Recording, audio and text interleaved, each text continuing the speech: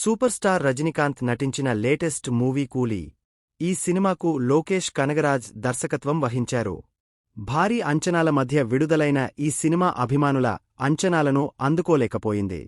కూలీ సినిమాలో సూపర్ స్టార్తో పాటు అక్కినేని నాగార్జున, ఉపేంద్ర, సత్యరాజ్, అమీర్ ఖాన్, సోబిన్ ఇలా చాలామంది నటించారు.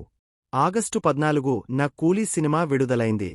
విడుదలకు ముందు ఈ సినిమా భారీ అంచనాలను క్రియేట్ చేసింది.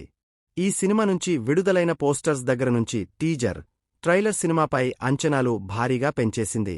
కానీ సినిమా విడుదలైన తర్వాత మాత్రం కూలీ సినిమాకు మిక్స్డ్ టాక్ వచ్చింది. సినిమాలో సూపర్ స్టార్ అదరగట్టినా కూడా కూలీ సినిమా ప్రేక్షకులను అంతగా మెప్పించలేకపోయింది. ఇక కూలీ సినిమా ఇప్పటికే భారీగా వసూళ్లు రాబట్టింది. ఇప్పటికే ఈ సినిమా రూ.200 కోట్ల వరకు వసూళ్లు రాబట్టింది. ఇక కూలీ సినిమా రిలీజ్ రోజే ఎన్టీఆర్, హృతిక్ రోషన్ నటించిన వార్ 2 సినిమా విడుదలైంది. దాంతో 2 సినిమాల మధ్య క్లాష్ వచ్చింది కానీ ఆ సినిమా కూడా మిక్స్డ్ టాక్ సొంతం చేసుకుంది. ఇదిలా ఉంటే కూలీ సినిమా ఓటీటీ డీల్ ఫిక్స్ అయ్యిందని తెలుస్తుంది. త్వరలోనే కూలీ సినిమాను ఓటీటీలో రిలీజ్ చేయనున్నారని తెలుస్తుంది.